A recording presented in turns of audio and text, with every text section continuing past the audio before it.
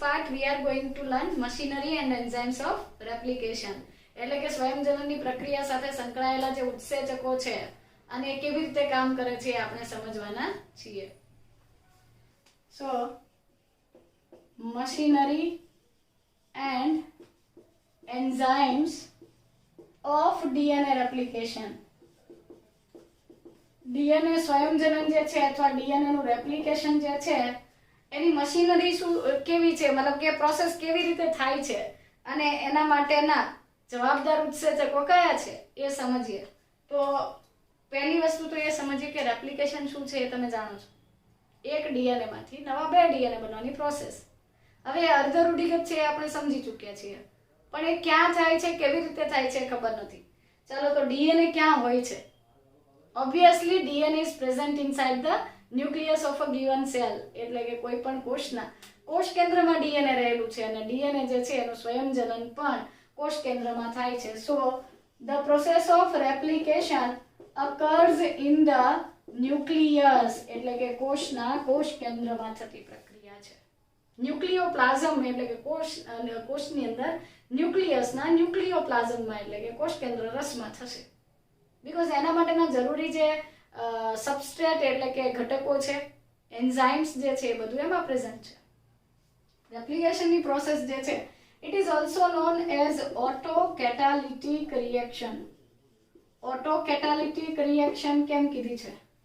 Auto એટલે સ્વયં અને કેટાલિટિક એટલે ઉદ્દીપન પામતી, સ્વયં ઉદ્દીપન પામતી પ્રક્રિયા. મતલબ ડીએનએ માંથી ડીએનએ બને છે. જ્યારે આપણે ડીએનએ માંથી આરએનએ બનાવશું ત્યારે આપણે એને કહેશું હેટ્રોકેટાલિટિક. જેવો અણુ તો એવો જ બનાવ્યો એટલે ઓટોકેટાલિટિક, અને છે એના કરતા જુદો અણુ બનશે ત્યારે કહીશું હેટેરોકેટાલિટિક. સો એ અર્ધરૂઢિગત સ્વયંજનનની મિકેનિઝમ જે છે એ સમજીએ તો ઇન લિવિંગ સેલ્સ, જીવંત કોષો જેવા કે સચ એઝ ઈ કોલી બેક્ટેરિયા. ઈ કોલી બેક્ટેરિયામાં આપણે સમજીએ તો process of replication is enzyme mediated. It is enzyme mediated process. મતલબ કે આ પ્રક્રિયા થવા માટે ઘણા બધા ઉત્સેચકોની જરૂર પડે છે. Again it is energetically very expensive process. Expensive મતલબ ખર્ચાળ, ખૂબ જ ઉર્જાની જરૂર પડે છે. And that's why energetically expensive હોવાના લીધે it occurs in parts. It occurs in parts. મતલબ કે ખૂબ જ ઉર્જાની જરૂર પડે છે. તો એક સાથે એવું નથી થતું કે રેપ્લિકેશનની પ્રોસેસ થશે ને ત્યારે પહેલા તો આ ડીએનએ ડબલ સ્ટ્રેન્ડેડ છે એની વચ્ચેના હાઇડ્રોજન બોન્ડ તૂટી અને ડીએનએ જે છે એ છૂટું પડે છે અથવા શૃંખલાઓ છે એ છૂટી પડે છે. તો એવું નથી થતું કે મનુષ્યની અંદર 2.2 મીટર લાંબુ ડીએનએ છે તો આખું ડીએનએ પહેલા છૂટું પડી જાય પછી આખું નવું ડીએનએ બને, એવું થતું નથી. આવું કરવામાં બહુ એનર્જીની જરૂર પડે છે. એટલે થોડો ડીએનએ જે છે એની સ્ટ્રેન્ડ જે છે અથવા શૃંખલાઓ છે સેપરેટ થતી જાય છે અને પાછળ થોડી નવી શૃંખલાઓ બનતી જાય છે. So it occurs in parts due to high energy requirement. વધારે ઉર્જાની જરૂર પડતી હોવાથી આ પ્રોસેસ જે છે એ પાર્ટ્સમાં થાય છે, વારાફરતી થાય છે, સ્ટેપ બાય સ્ટેપ થાય છે. ઓકે, સો રેપ્લિકેશનની પ્રોસેસ જે છે એ ન્યુક્લિયસમાં થાય છે. ઇટ ઇઝ ઓટોકેટાલિટિક એન્ડ એન્ઝાઇમ મીડિયેટેડ છે, એટલે કે ઉત્સેચકોની જરૂર પડે છે અને વારાફરતી થતી પ્રક્રિયા છે, એક સાથે પૂરી થતી નથી. નાઉ આની અંદરનો જે મેઇન એન્ઝાઇમ છે એ છે ડીએનએ ડિપેન્ડન્ટ ડીએનએ પોલિમરેઝ. આપણે એવું કીધું કે it is enzyme mediated process. So the main enzyme, મુખ્ય ઉત્સેચક કયો છે? The main enzyme is DNA dependent DNA polymerase. DNA dependent DNA polymerase એટલે શું? આપણે હમણાં જ તો વાત કરી કે આ એક ડીએનએ હતો, આ એની શૃંખલા છૂટી પડી. હવે આના ઉપર ATG, તો આની સામે TAC આવો ક્રમ છે, બરાબર? હવે આ જે ડીએનએ ડિપેન્ડન્ટ ડીએનએ પોલિમરેઝ અથવા ડીએનએ પોલિમરેઝ 3 નામનો ઉત્સેચક આમાંથી નવું ડીએનએ બનાવશે તો શું કરશે? પહેલા કેવી રીતે, કોની હેલ્પથી બનાવશે? ડીએનએ થી. જે જગ્યાએ A છે એની સામે T મૂકે છે, T છે તો A મૂકે, G હશે એની સામે C મૂકશે. સેમ વસ્તુ T ની સામે A એ ની સામે ટી અને સી ની સામે જી મૂકે છે.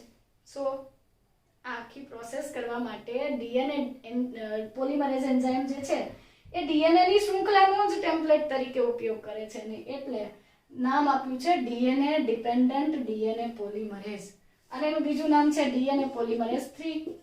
તો આ ડીએનએ પોલિમરેઝ 3 નામનો ઉત્સેચક જે છે એ આ પ્રક્રિયામાં ભાગ લેતો મુખ્ય ઉત્સેચક છે અને એ ઉત્સેચકની લાક્ષણિકતા એ છે કે the DNA polymerase 3 enzyme is very faster.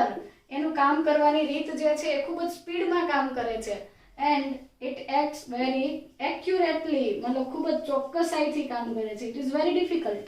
આપણે કોઈ કામ બહુ સ્પીડમાં કરવા જઈએ તો એટલું પરફેક્ટલી થતું નથી, બટ ડીએનએ પોલિમરેઝ 3 છે એ આ રેપ્લિકેશનની પ્રોસેસ આખી જે છે એને ખૂબ જ સ્પીડમાં પૂરી કરે છે અને એકદમ એક્યુરેટલી કરે છે. મતલબ there will be no single mistake, એક પણ ભૂલ વગર કરે છે. જો એક નાઇટ્રોજન બેઝ પણ આમ તેમ થઈ જશે તો મ્યુટેશન્સ થશે, એટલે કે વિકૃતિ થશે. આપણે એ સમજી ચૂક્યા છીએ. યાદ કરો, સિકલ સેલ એનિમિયા જે હતું એ સિંગલ બેઝ પેરનું સબસ્ટિટ્યુટ હતું. એક જ ન્યુક્લિયોટાઇડની જે નાઇટ્રોજન બેઝની જોડ હતી એ ટી ના બદલે ટી એ થવાના લીધે શું થતું હતું, જીએજી ના બદલે જીયુજી. ગ્લુટામિક એસિડના બદલે વેલાઇન જોડાવા એક હિમોગ્લોબિનની બીટા શૃંખલા પર ગ્લુટામિક એસિડના બદલે વેલાઇન જોડાવાથી સિકલ સેલ એનિમિયા થતું હતું. તો આ પોઈન્ટ મ્યુટેશન છે, પરંતુ દરેક વખતે એવું થતું નથી. ડીએનએ પોલિમરેઝ 3 આ પ્રોસેસને એકદમ સ્પીડમાં પૂરી કરે છે અને એકદમ ચોક્કસાઈથી પૂરી કરે છે, જેથી કરીને વિકૃતિઓ અથવા મ્યુટેશન થતી અટકી જાય છે. એક્સેપ્શનલી કોઈક વાર થાય છે, બટ બધી જ વખતે બધા જ સજીવોમાં વિકૃતિ થાય એવું જરૂરી નથી.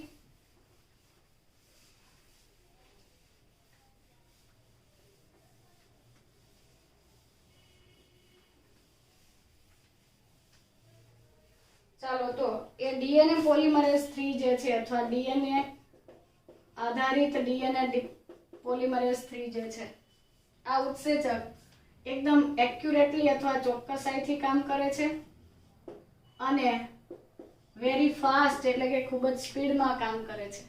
સ્પીડમાં કામ કરે છે એવું આપણે કઈ રીતે કહી શકીએ, તો એ સમજીએ કે ઇકોલી બેક્ટેરિયા જે છે એની અંદર જીનોમની સાઇઝ છે 4.6 10⁶ બેઝ પેર્સ. એટલે કે ઇકોલી બેક્ટેરિયાના એક સેલની અંદર એક જ રંગસૂત્ર છે, બટ એના ઉપર ડીએનએ કેટલો લાંબો છે 4.6 into 10⁶ બેઝ પેર્સ. આટલો લાંબો ડીએનએ છે, but the replication process is completed, but it completes its replication process within only 18 minutes.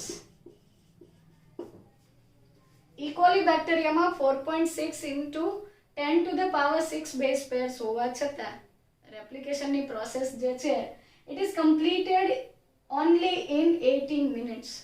18 મિનિટમાં આટલી પ્રોસેસ પૂરી થાય છે. that means the DNA polymerase 3 will add 2000 base pairs per second.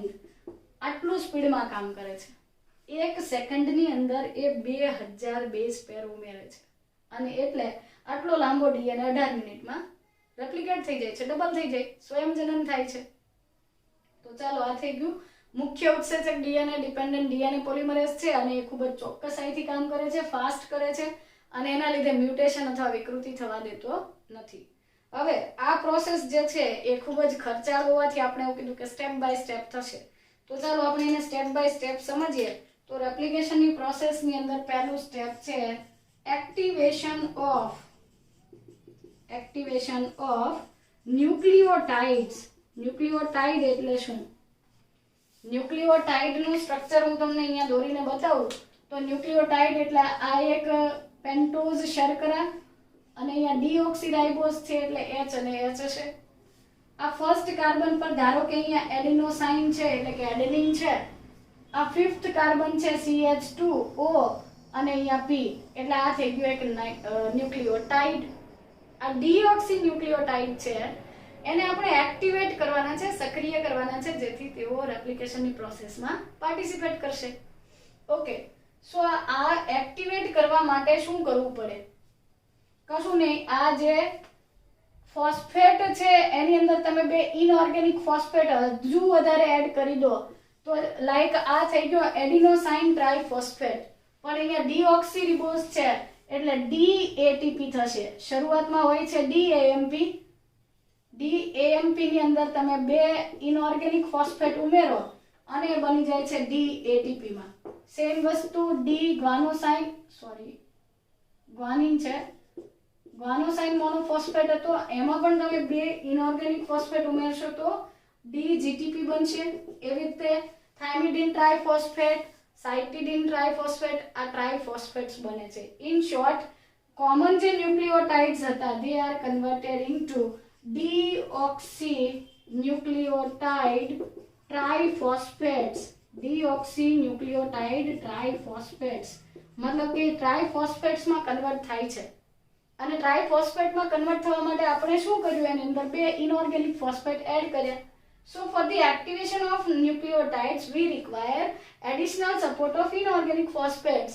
હવે આ inorganic phosphate છે એની સાથે આ પાયરોફોસ્ફેટ બંધથી જોડાણા ખરા, બટ અહીંયા બોન્ડ ફોર્મેશન થયું, so it will require the two inorganic phosphate energy. પણ એનર્જી અને ફોસ્ફેટ હોવા છતાં ઉત્સેચક વગર ચાલતું નથી. તો આ જે પ્રોસેસ છે it is in the presence of phosphorylase. Phosphorylase ઉત્સેચકની મદદથી આ પ્રક્રિયા થાય છે. એને શું કર્યું, આ ન્યુક્લિયોટાઇડનું ફોસ્ફોરાયલેશન કર્યું અને the two terminal phosphate of nucleotide triphosphates are high energy phosphates. મતલબ આ પાછળથી જોડાયેલા બે ફોસ્ફેટ્સ છે they are high energy phosphates. તો so two terminal phosphates are, terminal એટલે છેડાના, two terminal phosphates are high energy phosphates. high energy phosphates મતલબ કે ઉચ્ચ ઉર્જા ધરાવતા ફોસ્ફેટ્સ છે અને આપણે તેને પાયરોફોસ્ફેટ પણ કહી શકીએ. they are also known as pyrophosphates. તો આની અંદર ઉર્જાનું સ્તર વધી ગયું, એક્ટિવેટ થઈ ગયા, એનર્જેટિકલી તેઓ સક્રિય થયા, ઉર્જાની દ્રષ્ટિએ એનો ઉર્જા સ્તર ઊંચો ગયો. હવે આ જે ફોસ્ફેટ, આ ડીએટીપી, ડીજીટીપી, ડીટીટીપી, ડીસીટીપી, આ ટ્રાઇફોસ્ફેટ ન્યુક્લિયોટાઇડ ટ્રાઇફોસ્ફેટ્સ જે બન્યા એ that will serve dual purposes. આવું કીધું છે NCERT માં. The deoxynucleotide triphosphates will serve dual purposes. બે હેતુ માટે કામ લાગશે. એક તો પહેલું છે કે along with their substrates, મતલબ આખી પ્રોસેસ થવાની છે તો ઓબ્વિયસલી એ સબસ્ટ્રેટ તો બનશે જ, પ્રક્રિયાર્થી તો છે જ કે ભાઈ ચાલો આ એડેનિન છે, આ એક ડીએનએ ની શૃંખલા છે, અહીંયા A T G C, તો જે આ એડેનિન છે આ ટી ની સામે ગોઠવાશે, મતલબ અહીંયા એ પ્રક્રિયા માટેનો પ્રક્રિયાર્થી તો બને જ છે. But due to presence of high energy phosphates or pyrophosphate, it will also provide the energy for the synthesis of new DNA. Energy provide કરે છે શેના માટે, ડીએનએ નું પોલિમરાઇઝેશન થવા માટે, અથવા આપણે એવું કહીએ કે for the formation of 3,5 phosphodiester bond બનવા માટે. એ આગળ આપણે સમજીશું. For the formation of 3,5 phosphodiester bond એટલે ક્રમિક ન્યુક્લિયોટાઇડ. આ એક ન્યુક્લિયોટાઇડ છે, આ એનો થર્ડ કાર્બન છે, અહીંયા OH છે, આ થર્ડ કાર્બન જે છે એના પરનો OH એના પછીના ક્રમિક ન્યુક્લિયોટાઇડના 5th કાર્બન પરના જે આ ફોસ્ફેટ છે એની સાથે ફોસ્ફોડાયસ્ટર બોન્ડ બનાવે છે. જ્યારે ફોસ્ફોડાયસ્ટર બોન્ડ બનશે ત્યારે ફરી પાછો આ પાયરોફોસ્ફેટ બોન્ડ જે છે એ તૂટે છે. આ બોન્ડ તૂટવાથી જે એનર્જી રિલીઝ થાય છે એની હેલ્પથી આ ન્યુક્લિયોટાઇડ અને તેના પછીના ન્યુક્લિયોટાઇડ વચ્ચે ફોસ્ફોડાયસ્ટર બોન્ડ જે છે એ બને છે ને એ ફોસ્ફોડાયસ્ટર બોન્ડ બનવાની પ્રોસેસ આપણે આગળ ડીએનએ નું સ્ટ્રક્ચર સમજ્યા એમાં ભણી ગયા છીએ. સો અહીંયા અગેન પહેલું સ્ટેપ હતું કે ન્યુક્લિયોટાઇડને એક્ટિવેટ કરવા માટે આપણે એની અંદર ઇનઓર્ગેનિક ફોસ્ફેટ એડ કર્યા, એનર્જી હતી, અને ફોસ્ફોરાયલેઝ નામના ઉત્સેચકથી આ નોર્મલ જે મોનોફોસ્ફેટ હતા એને આપણે કન્વર્ટ કર્યા ટ્રાઇફોસ્ફેટ્સમાં. સો એક્ટિવ થઈ ગયા. આવા જે એક્ટિવેટેડ ન્યુક્લિયોટાઇડ્સ છે દે વિલ સર્વ ડુઅલ પર્પઝીસ, બે કામ કરે છે. સબસ્ટ્રેટ તરીકે એટલે કે પ્રક્રિયાથી તો છે જ, along with being in addition to being substrate they will also provide energy for the polymerization of DNA. DNA નું બહુલીકરણ થવામાં ઉર્જા પૂરી પડે, ખાસ કરીને ફોસ્ફોડાયસ્ટર બોન્ડ બનવા માટેની એનર્જી જે છે એ આ પાયરોફોસ્ફેટ બોન્ડમાંથી મળે છે. સો આ તો પહેલું સ્ટેપ કે એક્ટિવેશન ઓફ ન્યુક્લિયોટાઇડ્સ. હવે આપણે સમજીએ કે સેમી કન્ઝર્વેટિવ ડીએનએ નું રેપ્લિકેશન જે છે, અર્ધ રૂઢિગત સ્વયંજનનની જે પ્રોસેસ છે એ ખરેખર કેવી રીતે થાય છે અને ક્યાંથી સ્ટાર્ટ થશે.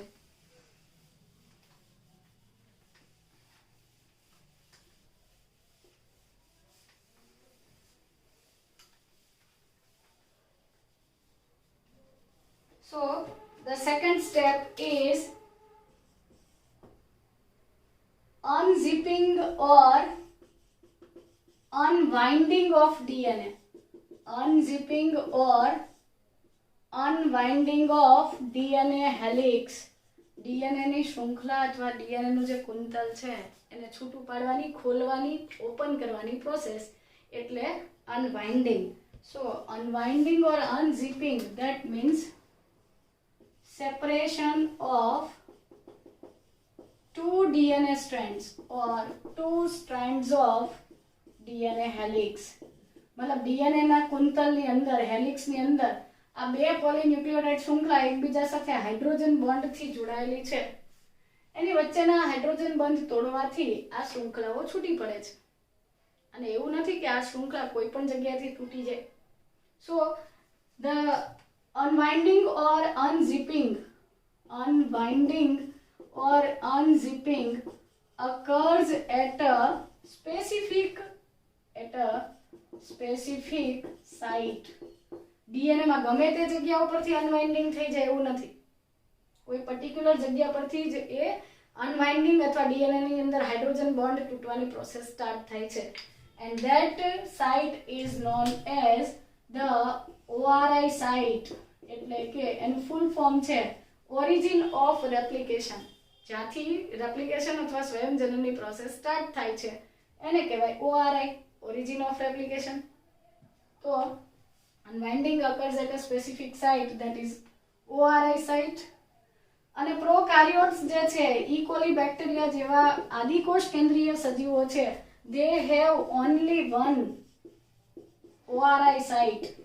એની અંદર એક જ જગ્યાએથી સ્વયંજનનની પ્રોસેસ જે છે, રેપ્લિકેશનની પ્રોસેસ, એમાં આ શૃંખલા છૂટી પડવાની પ્રક્રિયા શરૂ થાય છે.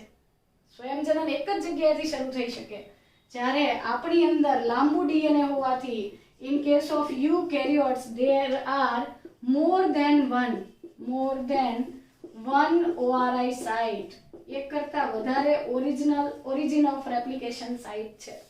આપણી અંદર બે ત્રણ જગ્યાએથી અથવા વધારે જગ્યાએથી, એક કરતા વધુ જગ્યાએથી રેપ્લિકેશન સ્ટાર્ટ થાય. જ્યારે પ્રોકેરિયોટ્સ બિચારા ઓછા અંડર ડેવલપ છે તો એની અંદર એક જ સાઇટ છે. Okay, now another very important point is to, if desired piece of DNA or desired DNA is to be propagated through recombinant DNA technology,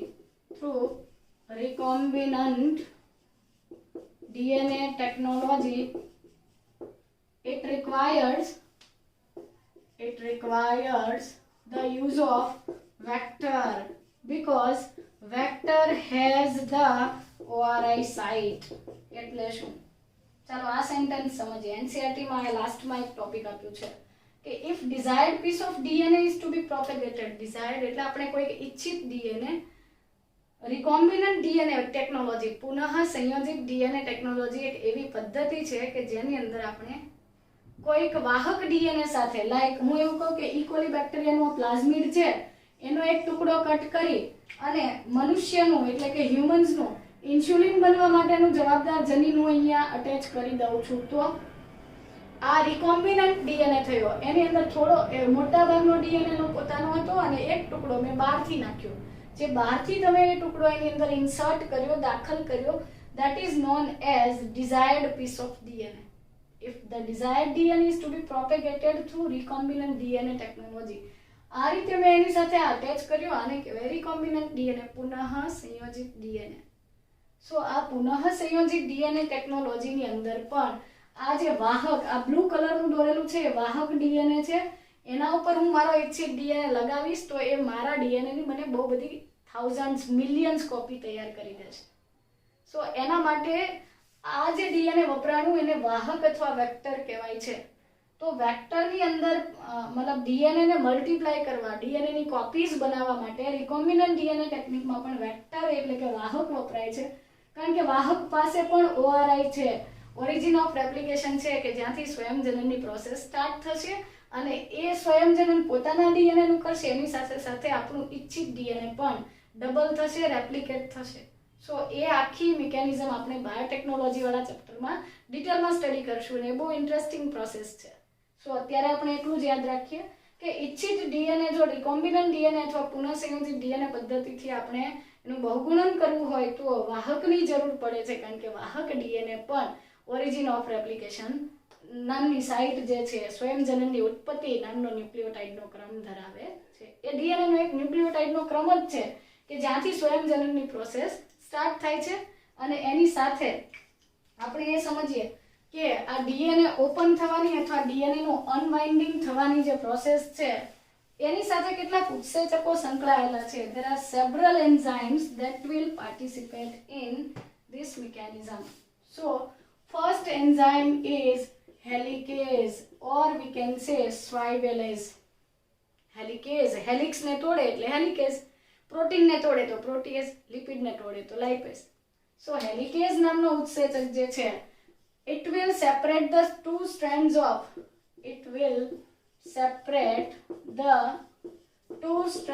of DNA by breaking hydrogen bonds.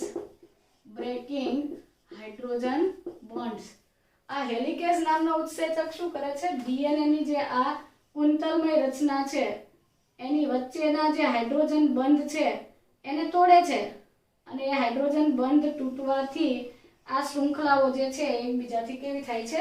છૂટી પડી જાય છે. અને છૂટી પડેલી શૃંખલા જે છે એ ટેમ્પલેટ તરીકે વર્તે છે. સો આ રીતે એ અનવાઇન્ડિંગ કરે છે. અહીંયા જે હાઇડ્રોજન બોન્ડ હતા એનું હેલિકેઝ નામનો ઉત્સેચક અથવા હેલિકેઝ નામનો enzyme it will break the hydrogen bond so that there will be breaking hydrogen bond. This creates a Y-shaped structure. And this Y-shaped structure is known as replication fork. આને કહેવાય છે replication fork. અથવા આવું ન દોરવું હોય તો તમે સરળતાથી સમજી શકો એ માટે હું ઉપર જ દોરી દઉં તો આપણી અંદર લિનિયર DNA છે. લિનિયર DNA મતલબ રેખિત DNA છે. અને એટલે સપોઝ આ DNA ની સ્ટ્રેન્ડ છે, it is connected by hydrogen bonds અને આ રીતે શૃંખલા આમ છૂટી પડી ગઈ તો આ ચીપિયા જેવું દેખાય છે. રેપ્લિકેશન ફોર્ક એટલે સ્વયંજનન ચીપિયો. તો આ Y શેપ નું સ્ટ્રક્ચર બને. બટ NCERT માં એવું લખ્યું છે કે the process of replication occurs in a small, or we can say process of replication occurs within a small opening of DNA helix, and this is known as a replication fork. તો આ replication fork ની બે વ્યાખ્યા થઈ ગઈ. સ્વયંજનન ચીપિયો. સ્વયંજનનની process જે છે, રેપ્લિકેશનની પ્રક્રિયા જે છે એ DNA હેલિક્સના એક નાનકડા ઓપનિંગમાં, નાનકડો ખુલ્લા થયેલા ભાગમાં થાય છે અને થોડો ખુલ્લો થયેલો ભાગ છે એને કહેવાય છે સ્વયંજનન ચીપિયો. સો આ રીતે હેલિકેઝ ઉત્સેચક શું કરે છે? આ હાઇડ્રોજન બંધ જે છે એને તોડે છે અને સ્વયંજનનનો ચીપિયો જે છે એ બનાવે છે. Okay. Along with helicase there are another enzymes present, namely single strand bound protein, or we can say binding protein. ચાલો આ સમજીએ. એક શૃંખલા સાથે જોડાતું પ્રોટીન આ શું કરશે? આ બે શૃંખલા છૂટી પડી, હું અહીંયા લખી દઉં કે અહીંયા A, T, G અને C છે. સેમ વસ્તુ તો અહીંયા ટી એ સી જી હોવાનું. હવે હેલિકેઝે ભલે ને એકવાર એને આમ તોડી દીધો. આપણે ઘણીવાર એવું કરીએ કે સ્ટુડન્ટ્સ બહુ અંદર અંદર ગોસિપ્સ કરતા હોય, વાત કરતા હોય, તો બંનેને એકબીજાથી આમ થોડા થોડા એક જ બેન્ચ પર થોડા આમ દૂર બેસાડીએ તો થોડા આપણે આમ તેમ જોઈએ એટલામાં એ બંનેની ગોસિપ વાતચીત ફરીથી શરૂ થઈ જાય. સેમ વસ્તુ આ ડીએનએની સ્ટ્રેન્ડ બંને વચ્ચે એક અટ્રેક્શન હતું, પહેલેથી એ બે જોડાયેલા હતા. તો તમે આ હેલિકેઝે ભલે ને હાઇડ્રોજન બોન્ડ તોડી દીધા, એ ફરીથી હાઇડ્રોજન બોન્ડ બનાવી શકે છે. પણ એવું થતું રોકવા માટે એક પ્રોટીન જે છે સિંગલ સ્ટ્રેન્ડ બાઇન્ડિંગ પ્રોટીન, એ ટેટ્રામર છે, એના 4 અણુઓ જે છે દરેક શૃંખલા પર નિશ્ચિત અંતરે સ્પેસિફિક ડિસ્ટન્સ પર આવા ટેટ્રામર જે છે સિંગલ સ્ટ્રેન્ડ બાઇન્ડિંગ પ્રોટીનના ટેટ્રામર જે છે જોડાય છે. and it will stabilize the single strand. It will prevent the formation of hydrogen bonds between the two separated strands of DNA. DNA ની બે છૂટી પડેલી શૃંખલાઓ સ્ટ્રેન્ડ્સ જે છે એમની વચ્ચે ફરીથી હાઇડ્રોજન બોન્ડ જે છે એ બનવા દેતું નથી. So single strand binding protein, we can say it is tetramer and it will bind to the single strand of DNA. SS मतलब સિંગલ સ્ટ્રેન્ડ, DNA ની સિંગલ શૃંખલા છૂટી પડેલી શૃંખલા સાથે જોડાય છે. and it will prevent the formation of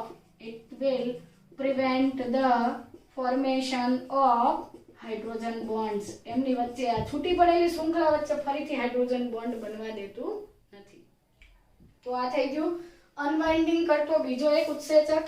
હવે હેલિકેઝ અને સિંગલ સ્ટ્રેન્ડ બાઇન્ડિંગ પ્રોટીન સિવાય હજુ એક વસ્તુ સમજીએ તો આપણે એવું જોયું કે જેની અંદર લિનિયર ડીએનએ હતો, પ્રોકેરિયોટ્સ અને યુકેરિયોટ્સ ની કમ્પેરિઝન કરું તો પ્રોકેરિયોટ્સ ની અંદર સર્ક્યુલર ડીએનએ છે. એટલે કે ધારો કે આમ ગોળાકાર ડીએનએ છે તો કઈ નહીં, એની અંદર પણ આવા આમ હેલિક્સ બનેલા હોય. એનું ડીએનએ પણ સુપરકોઇલ્ડ તો છે જ, બટ એનું જે સર્ક્યુલર ડીએનએ છે એની અંદર હેલિકેઝ એન્ઝાઇમ થી આ ડીએનએ ની સ્ટ્રેન્ડ છૂટી પડવાથી આવું એક બબલ જેવું પરપોટા જેવી રચના થાય છે. And this is known as replication bubble. આને કહેવાય છે રેપ્લિકેશન બબલ, સ્વયંજનન પરપોટો. સો પ્રોકાર્યોટ્સ ની અંદર રેપ્લિકેશન બબલ બને છે બીકોઝ એની અંદર સર્ક્યુલર ડીએનએ હતું, અને આપણી અંદર રેપ્લિકેશન ફોર્ક બને છે બીકોઝ આપણી અંદર લિનિયર ડીએનએ હતું, રેખિત ડીએનએ હતું. તો આ બંને કામ ફોર્ક બનાવે કે બબલ બનાવે, બંને કામ તો હેલિકેઝ જ કરે છે. પણ હેલિકેઝની સાથે સાથે અહીંયા એક બીજો એક એન્ઝાઇમ પાર્ટિસિપેટ કરે છે અને એને આપણે કહીશું ટોપોઆઇસોમરેઝ. ટોપોઆઇસોમરેઝ. આ ટોપોઆઇસોમરેઝ શું કરે છે? ટોપોઆઇસોમરેઝ it will release the tension. શૃંખલા છૂટી પડેલી શૃંખલા પરનું તણાવ દૂર કરે. હું તમને એક્ઝામ્પલ આપું કે આ ડીએનએ ની શૃંખલા આમ છૂટી પડી તો આવી છે, તો અહીંયા એના ઉપર પર્ટિક્યુલર એક ટેન્શન છે, એક તણાવ છે, અને એ ટેન્શન જે છે that is released by topoisomerase. Topoisomerase શું કરે છે? It will cut, rotate and reseal. Cut, rotate and reseal. By doing these 3 steps, it will release the tension from the separated single strand of DNA. DNA ના helix માંથી છૂટી પડેલી શૃંખલા જે છે એને કટ કરશે, રોટેટ કરશે અને ફરી પાછી જોઈન્ટ કરીને એના ઉપરનો એક તણાવ જે છે એને દૂર કરે છે. અને એટલે છૂટી પડેલી શૃંખલા આમ રહેવાને બદલે આમ સીધી રહે છે, આમ ઝિગ ઝેગ આમ રહેતી નથી બીકોઝ ટોપોઆઇસોમરેઝ જે છે એ આ ટુકડાને આમ કટ કરે છે, પછી પાછો આ ટુકડો અહીંયાથી કટ થયો તો આ જે ટુકડો છે ને આમ રોટેટ કરે છે અને પછી એને સીલ કરે છે, એટલે કે રિસીલ કરે છે. ફરી પાછો આ ટુકડો આવી રીતે છે, ફરી પાછું કટ કર્યું, રોટેટ કર્યું, રિસીલ કર્યું, આવી રીતે શૃંખલા ઉપરનું તણાવ જે છે એ દૂર કરે છે. So thus we have completed second step, that is opening or unwinding or unzipping of DNA strand. DNA ની શૃંખલાને છૂટી પાડવા માટે 3 ઉત્સેચકો, હેલિકેઝ, ટોપોઆઇસોમરેઝ અને સિંગલ સ્ટ્રેન્ડ બાઉન્ડ પ્રોટીન. આના સિવાય ગાયરેઝ પણ હોય છે. પ્રોકેરિયોટ્સ ની અંદર આ કામ DNA ગાયરેઝ નામનો ઉત્સેચક કરે છે. આપણી અંદર ટોપો આઇસોમરેઝ છે અને એની અંદર ડીએનએ ગાયરેઝ છે. સો હેલિકેઝ અને ગાયરેઝની હેલ્પથી અને સિંગલ સ્ટ્રેન્ડ બાઉન્ડ પ્રોટીને શું કર્યું, છૂટી પડેલી શૃંખલા વચ્ચે હાઇડ્રોજન બંધ બનતા અટકાવી દીધા. ત્યાર પછી ઓરિજિન ઓફ રેપ્લિકેશન જે હતું એની અંદર શું હતું કે પ્રોકેરિયોટમાં એક જ જગ્યાએથી સ્વયંજનન શરૂ થાય, આપણી અંદર એક કરતાં વધુ જગ્યાએથી. આપણે રિકોમ્બિનન્ટ ડીએનએ ટેકનિકની અંદર ડીએનએની આપણે બહુ બધી કોપી બનાવવી હોય તો પણ વાહક ડીએનએ વાપરીએ છીએ, કારણ કે એની અંદર પણ સ્વયંજનનની ઉત્પત્તિ છે. હેલિકેઝે હાઇડ્રોજન બંધ તોડીને સ્વયંજનન ચીપિયો બનાવ્યો. પ્રોકેરિયોટ્સની અંદર ચીપિયો બનવાના બદલે રેપ્લિકેશન બબલ બને છે, આમાં રેપ્લિકેશન ફોર્ક બને છે. છૂટી પડેલી શૃંખલા સાથે સિંગલ સ્ટ્રેન્ડ બાઉન્ડ પ્રોટીન અથવા એસએસબીપી જોડાવાથી આ શૃંખલા વચ્ચે ફરીથી હાઇડ્રોજન બંધ બનતા નથી અને ટોપો આઇસોમરેઝ જે છે એ શૃંખલા પરનું તણાવ અથવા ટેન્શન જે છે એને દૂર કરે છે. તો આ રીતે સ્વયંજનનની પ્રોસેસ જે છે એની અંદર પહેલા ન્યુક્લિયોટાઇડ જે છે એક્ટિવેટ થાય છે અને પછી રેપ્લિકેશન ફોર્ક અથવા સ્વયંજનન ચીપિયો બને છે, જે માટે આપણે અનઝીપિંગ અથવા અનબાઇન્ડિંગની પ્રોસેસ જે છે એ સમજીએ ને. આ પ્રક્રિયા માટે મેગ્નેશિયમ આયનોની હાજરી પણ ખૂબ જ અગત્યની છે, કારણ કે એ પણ ઉત્સેચકોને સક્રિય કરવામાં મદદ કરે છે. તો એ સહઘટક તરીકે વર્તે છે. Okay, now the third step, and it is very interesting. બહુ અગત્યનું સ્ટેપ છે. Third step is formation of primer. સ્વયંજનનની પ્રોસેસ થાય છે. હું અહીંયા સ્વયંજનન ચીપિયો દોરી દઉં તો આ લિનિયર ડીએનએ છે અને હેલિકેઝ એન્ઝાઇમથી આ હાઇડ્રોજન બોન્ડ હજુ તોડવાના બાકી છે, આટલા તૂટી ગયા. 5 પ્રાઇમ 3 પ્રાઇમ 5 પ્રાઇમ 3 પ્રાઇમ. તો આ રીતે ડીએનએ ની જે બે સ્ટ્રેન્ડ છે એકબીજાથી સેપરેટ થઈ છે. હવે રેપ્લિકેશનની પ્રોસેસ, આખી પ્રોસેસ જે છે એ કરવાનો છે DNA polymerase 3, that is DNA dependent DNA polymerase. પણ આ ઉત્સેચક ક્યાંથી પ્રોસેસ સ્ટાર્ટ કરવી એને ખબર પડતી નથી.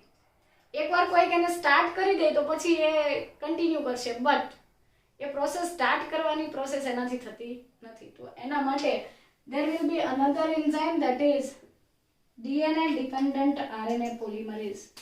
So DNA dependent RNA polymerase, અથવા આવું ન લખવું હોય તો સિમ્પલી એવું લખીએ કે RNA polymerase 1 નામનો ઉત્સેચક અથવા RNA polymerase નામનો ઉત્સેચક જે છે એ એકચ્યુઅલી RNA બનાવવાનો છે, પણ ક્યાંથી બનાવવાનો છે? DNA ની શૃંખલા અહીંયા A T G C છે, તો RNA શું બનાવશે? T A C G બનાવશે? ના, A ની સામે શું ઉમેરશે? U. T ની સામે A, C અને G. બરાબર ને? તો આ રીતે આ RNA polymerase 1 અથવા DNA dependent RNA polymerase it will synthesize a small fragment or segment of RNA, and this small segment of RNA or the fragment of RNA is termed as primer. પ્રારંભક. અહીંથી રેપ્લિકેશનની process start થાય છે. સો RNA polymerase ઉત્સેચકે શું કર્યું? નાનો એક RNA નો એક નાનકડો ટુકડો બનાવ્યો, જેને આપણે પ્રાઇમર કહીએ છીએ. હવે આ પ્રાઇમરની એક વિશેષતા છે, તો very important, that formation of the primer occurs always in 5 prime to 3 prime direction. આ પ્રાઇમર બનવાની પ્રોસેસ હંમેશા આ જ દિશામાં થાય, 5 prime to 3 prime. તો સીધી વાત છે કે એ પહેલો ન્યુક્લિયોટાઇડ 5 ઉમેરે છે ને છેલ્લો ન્યુક્લિયોટાઇડ 3 ઉમેરે છે. તો આ 5 પ્રાઇમ છે, તો એની સામે 5 ની સામે તો 5 નહીં થઈ શકે, એટલે અહીંયા આ પ્રાઇમર બનવાની પ્રોસેસ નહીં થાય. પ્રાઇમર બનવાની પ્રોસેસ જે છે આ 3 પ્રાઇમ છે, તો અહીંયા આ RNA નો પ્રાઇમર બન્યો, અહીંયા હશે 5 પ્રાઇમ અને અહીંયા હશે 3 પ્રાઇમ. તો પ્રશ્ન એ છે કે શું સામેના સ્ટ્રેન્ડ પર નહીં બનશે? અહીંયા 5 પ્રાઇમ છે, 5 પ્રાઇમ ની સામે આ 5 પ્રાઇમ એટલે કે 5' છેડો જે છે એ જોડાઈ શકતો નથી. તો એ શું કરે છે? એ 3' ની સામે ગોઠવાય છે. મતલબ કે પ્રાઇમર બનવા માટે પેરેન્ટ DNA ની પોલારિટી જે છે 3 to 5 હોય, પણ एक्चुअली જે નવી બનતી શૃંખલા છે એની પોલારિટી તમારે યાદ રાખવાની છે 5 પ્રાઇમ ટુ 3 પ્રાઇમ. સો જે ટેમ્પલેટ 3 પ્રાઇમ થી સ્ટાર્ટ થતી હશે ત્યાં ઇનિશિયલી સ્ટાર્ટિંગમાં જ પ્રાઇમર બનશે. અહીંયા ઓલરેડી 5 ડેશ છે તો ત્યાં નહીં બને. અહીંયા આ 3 ડેશ હશે તો અહીંયા 3 ડેશ ની સામે 5 ડેશ ગોઠવાય, 3 પ્રાઇમ ની સામે 5 પ્રાઇમ ગોઠવાય. એ રીતે આરએનએ જે છે, આરએનએ પોલિમરેઝ જે છે નાનકડો આરએનએ નો ટુકડો બનાવે છે. રાઈટ? તો આ રીતે આરએનએ નો નાનકડો ટુકડો એટલે પ્રાઇમર, અને એ ઓલિગોન્યુક્લિયોટાઇડ છે એટલે ગણી શકાય એટલા ન્યુક્લિયોટાઇડ છે, બહુ મોટો ટુકડો હોતો નથી. બટ મેઇન પોઈન્ટ એ છે કે it is always synthesized in 5 to 3 prime polarity. આ જ દિશામાં, આના સિવાયની કોઈ દિશામાં એ થતો નથી. And it will initiate, it will start the process of replication. જેવો આરએનએ પોલિમરેઝ નામનો ઉત્સેચક આ પ્રાઇમર બનાવે છે એટલે તરત જ ડીએનએ પોલિમરેઝ 3 જે છે એક્ટિવેટ થશે અને આગળ રેપ્લિકેશનની આખી પ્રોસેસ જે છે એ પોતે પૂરી કરશે. પણ ડીએનએ પોલિમરેઝ 3 જે છે એ પોતે રેપ્લિકેશનની પ્રક્રિયા શરૂ કરી શકતો નથી. So now the process of DNA replication. As soon as the RNA polymerase synthesizes a primer, DNA polymerase 3 gets activated. मतलब જેવો પ્રાઇમર બને છે DNA polymerase 3 સક્રિય થઈ અને DNA સિન્થેસિસ સ્ટાર્ટ કરે છે. બટ પ્રાઇમર બનવાની પ્રોસેસ જે છે એ ઓલવેઝ 5 ડેશ ટુ 3 ડેશ અથવા 5 પ્રાઇમ ટુ 3 પ્રાઇમ જ થાય. સો આ જે શૃંખલા છે એના ઉપર અહીંયા 5 પ્રાઇમ હોવાથી આ 3 પ્રાઇમ થશે તો અહીંયા 5 પ્રાઇમ ટુ 3 પ્રાઇમ અહીંયા પ્રાઇમર બને છે. ઓકે, સો એકવાર ડીએનએ નું જે અનવાઇન્ડિંગ અથવા અનઝિપિંગ થઈ ગયા પછી પ્રાઇમર બને છે. પ્રાઇમર બની ગયા પછી DNA polymerase enzyme, DNA dependent DNA polymerase અથવા ડીએનએ પોલિમરેઝ 3 નામનો ઉત્સેચક જે છે એ સક્રિય થાય છે અને આખી પ્રોસેસને કન્ટિન્યુ કરે છે. કેવી રીતે? આ પ્રાઇમર જે છે એની સાથે સાથે અહીંયા A T G C નો જે ક્રમ હશે એને અનુરૂપ એને કોમ્પ્લિમેન્ટરી બેઝ પેર જે છે એ ઉમેરાતા જાય છે. સિમિલરલી અહીંયા જે ડીએનએ આધારિત ડીએનએ પોલિમરેઝ છે it will create DNA nucleotides in 5 prime to 3 prime. मतलब કે રેપ્લિકેશનની process always 5 prime to 3 prime જ થાય. એટલે કે 5 ડેશ થી 3 ડેશ ડિરેક્શનમાં રેપ્લિકેશન થાય છે. સો અહીંયા ખાસ એ વસ્તુ યાદ રાખવાની છે કે ટેમ્પલેટની પોલારિટી નથી, આ નવી બનતી શૃંખલાની પોલારિટી છે. ટેમ્પલેટની પોલારિટી શું હશે? આનાથી અપોઝિટ. સો ટેમ્પલેટની પોલારિટી હોવી જોઈએ 3 પ્રાઇમ ટુ 5 પ્રાઇમ. પણ આપણે એવું યાદ રાખવાનું બદલે એવું જ યાદ રાખીએ કે નવી બનતી શૃંખલાની ધ્રુવતા છે 5 ડેશ ટુ 3 ડેશ અથવા 5 prime two 3 prime. DNA polymerase 3 આ રીતે નવા ન્યુક્લિયોટાઇડ્સ ઉમેરે છે. હવે થોડા ટાઈમમાં આપણે શું કીધું કે સ્ટેપ બાય સ્ટેપ થતી રહેશે.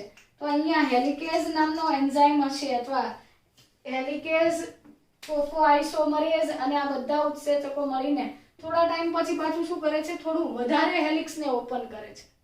તો એના કારણે શું થશે કે આ તરફનો જે ડીએનએ ડિપેન્ડન્ટ મતલબ ડીએનએ પોલિમરેઝ 3 હતો એની પાસેના ન્યુક્લિયોટાઇડ તો ફિનિશ થઈ ગયા, કમ્પ્લીટ થઈ ગયા. હવે અગેન આપણે શું કીધું હતું કે ડીએનએ પોલિમરેઝ 3 જાતે જે જગ્યાએથી રેપ્લિકેશન ઇનિશિએટ કરવાનું છે, સ્ટાર્ટ કરવાનું છે એ શોધી શકતો નથી. તો ફરી પાછું અહીંયા પ્રાઇમર બને છે.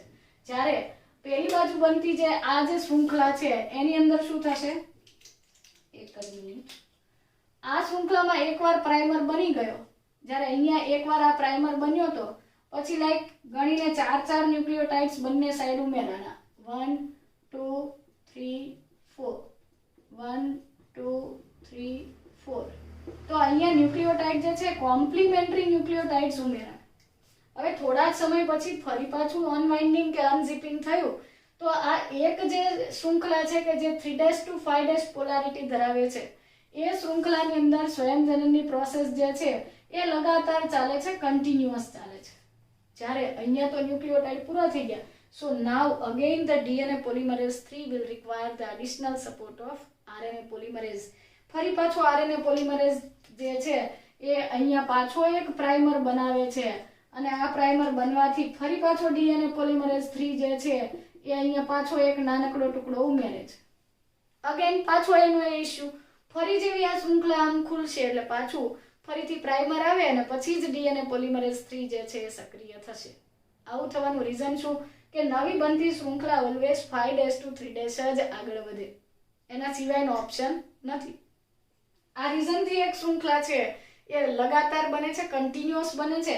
તો આ જે કન્ટિન્યુઅસ સ્ટ્રેન્ડ બને છે એને કહેવાય છે લીડિંગ સ્ટ્રેન્ડ. આ ઝડપથી બને છે.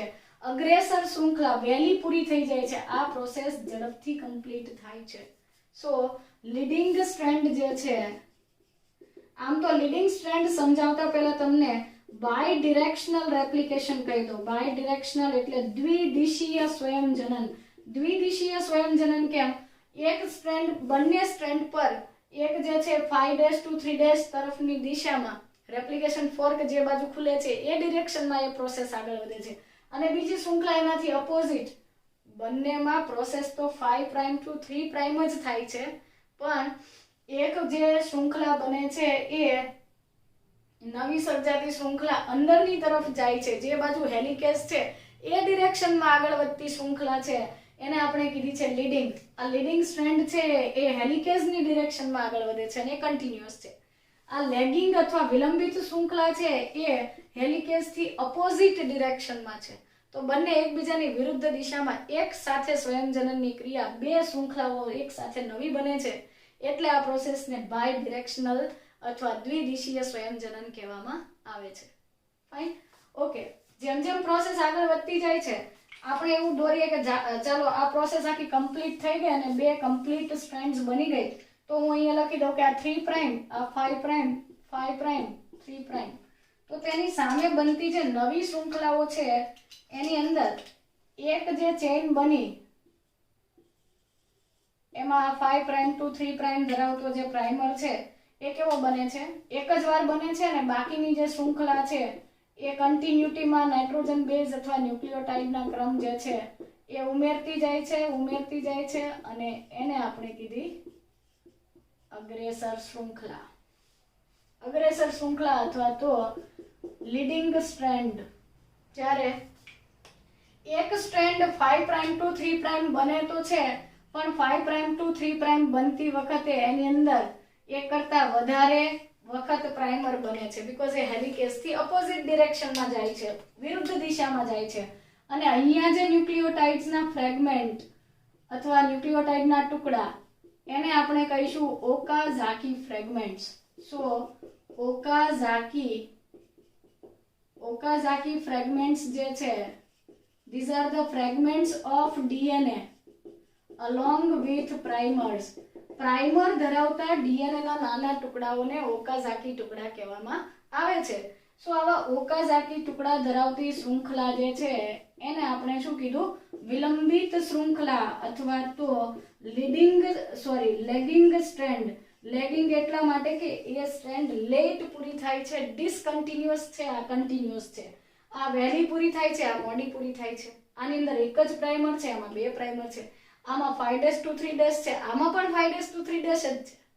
ઇવન 5' to 3' રૂલને આપણે ફોલો કરવો પડે છે, એટલે જ આ લેગિંગ બને છે ને આ લીડિંગ બને. અધરવાઇઝ બંને લીડિંગ બને, પણ એવું થઈ શકતું નથી. એ નેચરલી આ પ્રાઇમર બનવાની પ્રોસેસ જે છે આ રીતે કમ્પ્લીટ થાય છે અને આ બે શૃંખલાઓ બની જાય છે, મતલબ કે નવા બે ડીએનએ બને છે.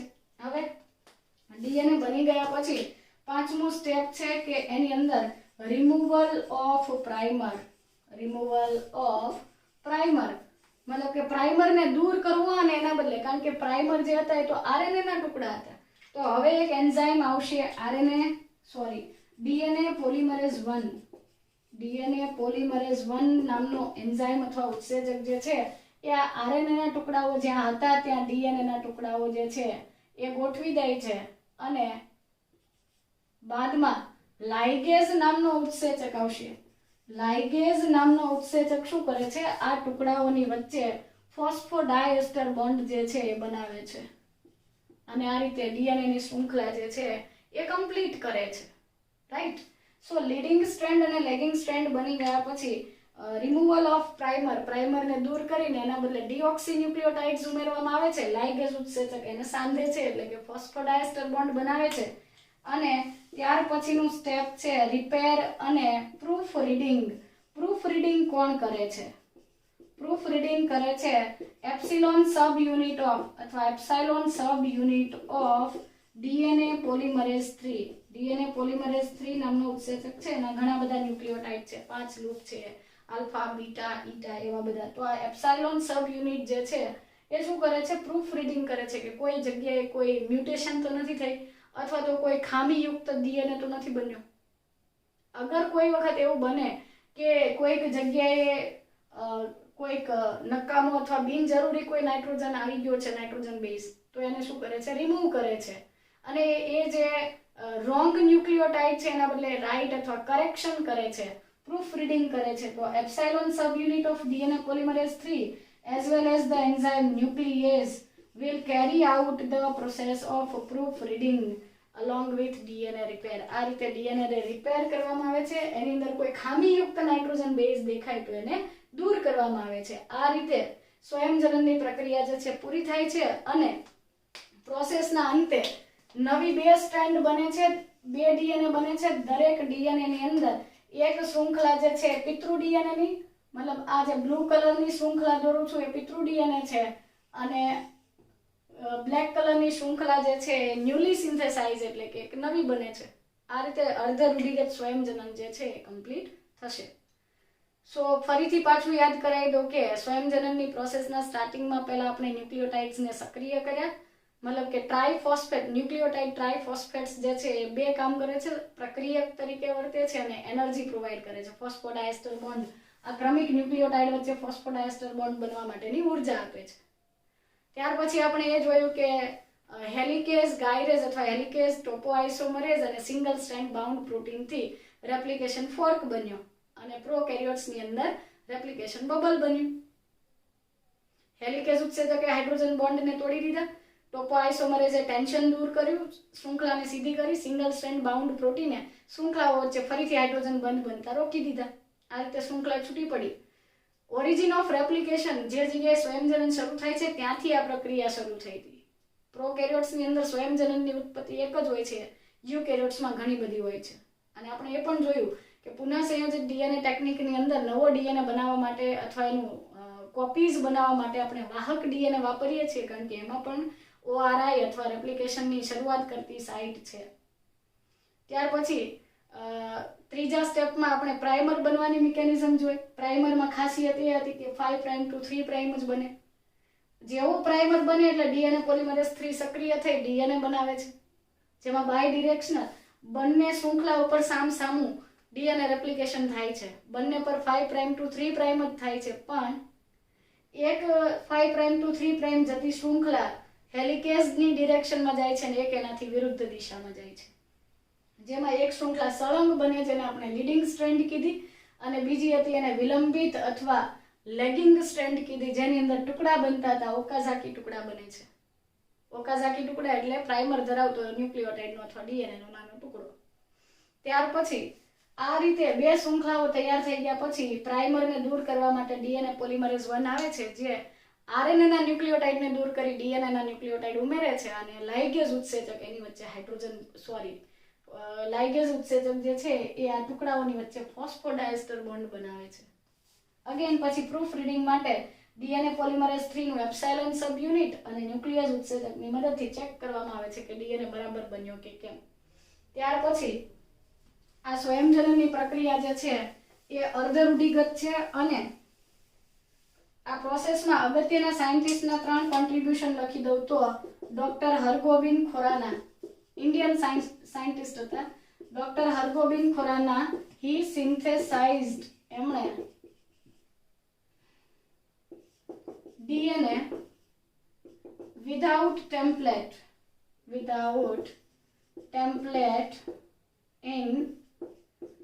in vitro condition.